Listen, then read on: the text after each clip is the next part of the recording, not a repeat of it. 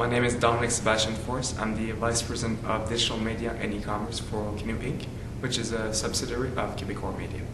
So you were in a panel talking about mobility. If people could walk away from that presentation, that panel discussion, with just one thing, what would you like it to be? That they have to use mobile right away to start to engage their audience. And that mobile is not that difficult. You just have to not be scared and shy about it. It's actually very similar to the web, just with a few different tricks. Well, you were saying in there, when asked about what do you mean by people being scared, you were talking about some of the barriers, the perceived barriers. Mm-hmm. Could you touch on those just briefly so that... I think there's a lot of misconception about mobile.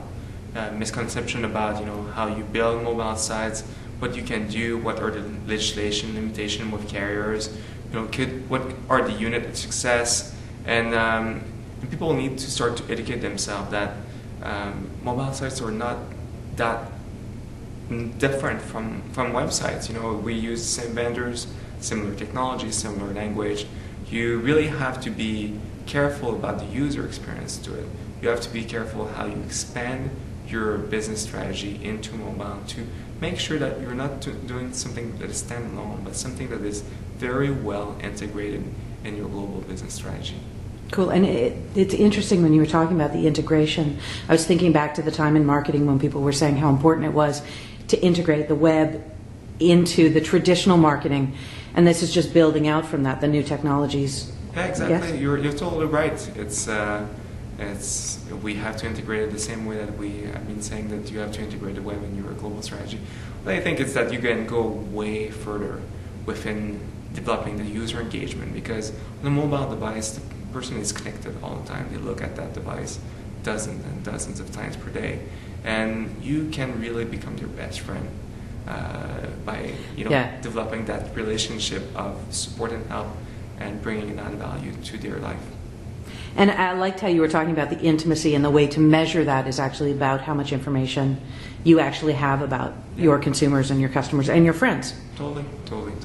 And major players are barely hiding the fact that it's where they're going, especially with the concept of data portability that has been exploding in the last few months, with the ability to exchange information between services and go more in depth with that information.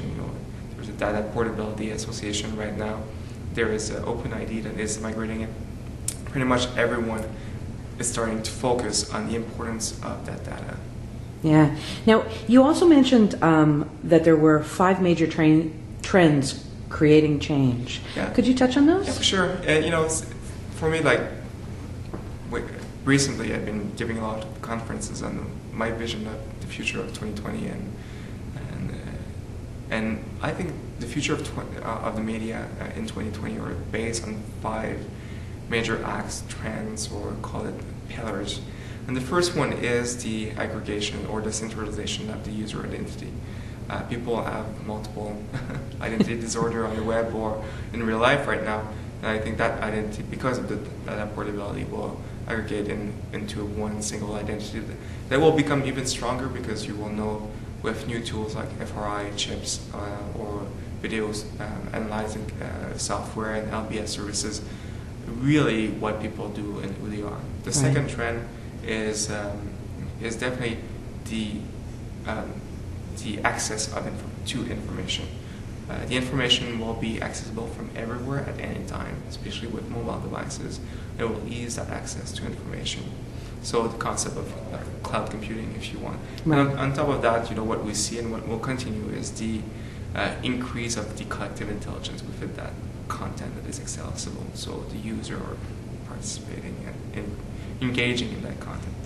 The third part is the blowout of the user interfaces. And right now we have a TV, a computer screen, and a mobile phone, but this will completely explode with the screens are becoming thinner, crisper. So with with paper, computer paper, with we have seen it in October last year, the screen or the front of the which magazine was it, but like one of the magazines came with an LCD screen, yeah, and we will see also a big explosion with 3D, with macro projection or micro projections, right. and being able to really interact with your environment and your interfaces. Right. And the popularity of the Wii in the last 2 years is a great example of Yeah. that explosion in the interfaces and the interfaces being completely being much more simpler, and also interactive services will play a big. So that will completely change like where and how we interact with objects, and our interaction will become omnipresent. The fourth element is that everything will be connected and everyone will be connected at all times. Wow. And mobile devices right now will become integrated part of what we're wearing and the body that we are. So right. the slide that didn't show that it's actually a digital tattoo interface. So it's cell phone on your skin. And really? Yeah. And, wow. And wearable mobile devices. Yeah. So in jewelry, in watches, and bracelets, and in clothing, definitely. And everything will be connected also, from your fridge to your alarm clock to your car, and we already see that. Yeah. So that constant connectivity is completely changing. The fifth one is, of course, the evolution of the market. So globalization of the market. 40% of the e-commerce purchase done in Canada this year were done on U.S. sites, and 80% of the online video that was watched in Canada was watched on non-Canadian sites. Wow. So there's a real and true globalization of the market space. There is no border anymore. Yeah. And that same idea, though, there's we have to take into consideration legislation, and legislation will play a big part. Right now, we're going through a big concern around net neutrality. CRTC is looking at if and how they could regulate the internet, and there's a lot of open audience right now. There's a reality about fragmentation. We pass in the last 12 years, just if we look at the web, we passed from 250,000 websites to 185 million websites. Wow! Wow! It's an impressive fragmentation. We see that through a TV station also in Canada with specialty channels. But at the same time, there is a real need and a real request of local, live, and relevant content and information. So I think those 5 pillars will drive most of the changes in the next 12 years and really shape what it will be all about. And the web will be mobile. Thank you so much.